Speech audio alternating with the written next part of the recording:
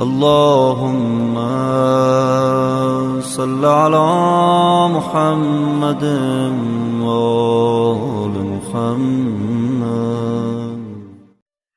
اعوذ باللہ من الشیطان الرجیم. بسم اللہ الرحمن الرحیم. اللہم صل علی محمد و آل محمد. میرے تمام سننے اور دیکھنے والے مومنین اور مومنات کو میری طرف سے میرے چینل ناطق قرآن کی جانب سے السلام علیکم. جناب حضرت امام جعفر صادق علیہ السلام تک یہ خبر پہنچی کہ علاقے میں ایک بہت بہترین تقریر کرنے والا آ گیا ہے، جس کی فصاحت و بلاغت بہت شاندار ہے، جو بہترین طریقے سے گفتگو کرتا ہے کہ لوگ اس کی گفتگو سنتے ہیں تو بس سنتے ہی چلے جاتے ہیں. بہت پیاری پیاری باتیں کرتا ہے، بڑے دین کی باتیں کرتا ہے، بڑے مسئلے مسائل بیان کرتا ہے کہ جو شخص اس کو سنتا ہے وہ اس کی باتوں میں گم ہو جاتا ہے. جیسے ہی یہ اطلاع صادق آل محمد علیہ السلام تک پہنچی، انہوں نے فیصلہ کیا کہ ضرور اس کی گفتگو سننی چاہیے جس کو کلام اتنا خوبصورت کرنا آتا ہے. مولا نے تھوڑا سا اپنے آپ کو ڈھک کر چھپا کر کہ ظاہر نہ ہو کہ میں کون ہوں، اس خطاب میں جہاں سب بیٹھ کے سن رہے تھے ان عام افراد کے بیچ میں بیٹھ کے مولا بھی اس کی گفتگو سننے لگے. جب مولا نے اس کی گفتگو سنی تو مولا نے یہ کہا کہ یقیناً یہ تو گفتگو بڑی پیاری کر رہا ہے، اس کا لہجہ، اس کی بلاغت، اس کا بہترین طریقے سے بولتا ہے. مولا نے سوچا کہ جو اتنی خوبصورت گفتگو کر رہا ہے، اتنا پیارا کلام کر رہا ہے، یہ اصل میں کرتا کیا ہے، اس کا عمل کیسا ہے، یہ پتہ کیا جائے.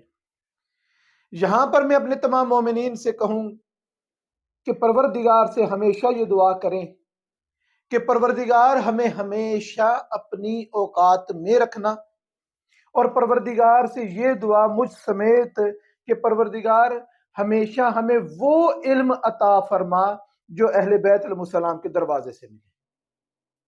جناب محمد اور آل محمد علیہ السلام کے دروازے کو چھوڑ کر اگر کہیں سے علم ہے تو پروردگارہ وہ علم ہمیں درکار نہیں ہے، وہ علم ہمیں سمجھنا نہیں ہے جو آل محمد کا در چھوڑ کر علم ملے.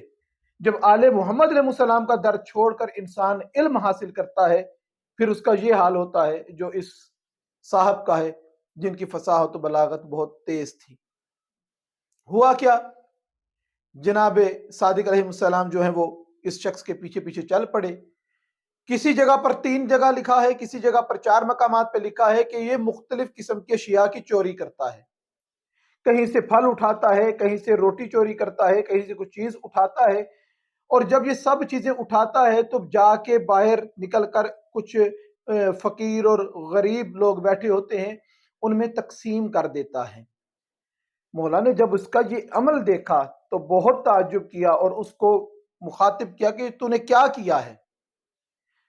ہمارے معاشرے کا سب سے بڑا یہ المیہ ہے کہ جب بھی کسی کے عمل پہ اس کو پوچھو کہ یہ آپ نے کیوں کیا ہے اور یہ کیا کیا ہے تو وہ اپنے آپ کو عقل کل سمجھتے ہوئے انتہائی اپنی انسلٹ محسوس کرتا ہے کہ کوئی مجھے کہے کہ میں نے کیوں کیا اور کیا کیا. خدا ہمیں ایسے علم اور ایسے تکبر والے علم سے اپنی پناہ میں رکھے، اور ایسا علم کہ جیسے اس نے بھی اظہار کیا کہ جب مولا نے پوچھا یہ کیوں کیا ہے اور یہ کیا کیا ہے تو کہنے لگا کہ آپ کو کیا مسئلہ ہے. تو اس وقت مولا نے اپنے آپ کو ظاہر کیا اور مولا فرماتے ہیں کہ میں جعفر آل محمد ہوں، میں جعفر صادق ہوں.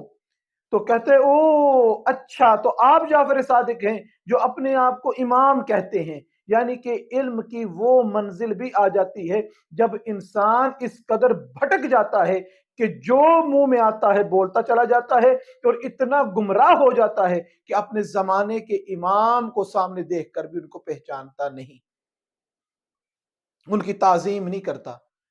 خدا سے دعا ہے کہ خدا ہمیں ایسے علم سے محفوظ رکھے جو ہمیں اپنے زمانے کے امام کے سامنے لب کشائی کرنے کی جرت عطا کر دے. ایسا علم پروردگار ہمیں عطا نہ فرمائے. کہا کہ آپ اپنے آپ کو امام کہتے ہیں. مولا نے فرمایا کہ جی.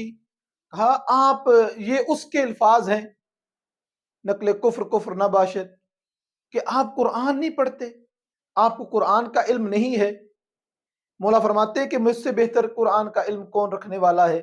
تو کہا ہم نے قرآن میں وہ آیت نہیں پڑھی کہ پروردگار ارشاد فرماتا ہے کہ جو شخص ایک نیکی کرے گا اس کو 10 گنا عطا کیا جائے گا، اس کے نامہ اعمال میں ایک کے بدلے 10 نیکیاں اس کے اجر میں لکھی جائیں گی، اور جو شخص ایک گناہ کرے گا اس کو اس فقط وہی بدلہ دیا جائے گا جو اس نے کیا ہوگا، کیونکہ خدا ظلم نہیں کرتا، یعنی کہ ایک گناہ کے بدلے ایک ہی ملے گا۔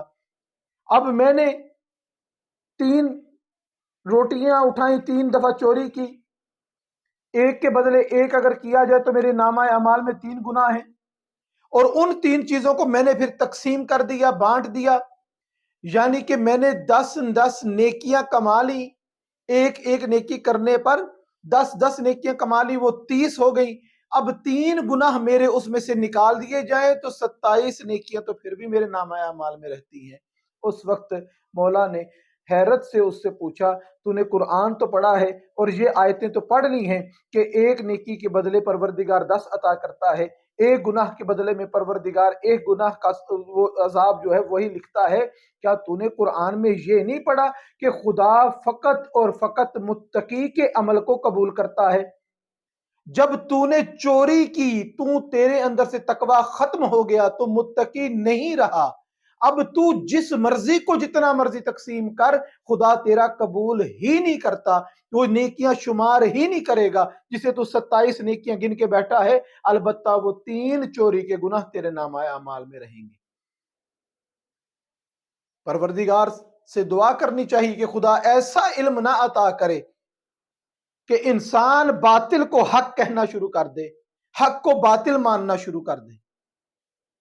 خدا وہ علم عطا کرے جو ہمیں فقط و فقط آل محمد علیہ السلام کے دروازے سے ملے۔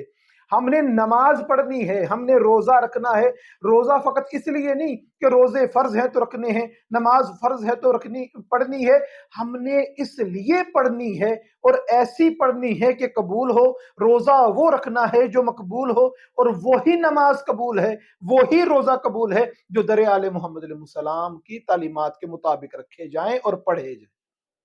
پروردگار سے دعا ہے کہ ہمیں زیادہ سے زیادہ مکتب اہل بیت سے وابستہ رہنے کی توفیق عطا فرما، ہمیں زیادہ سے زیادہ علم دین حاصل کرنے کی توفیق عطا فرما، اور پروردگارہ ہم اس علم سے پروردگارہ تیری پناہ مانگتے ہیں جو علم در آل محمد علیہ السلام سے ہمیں دور کرتا ہو۔ وما علینا الا البلاغ المبین۔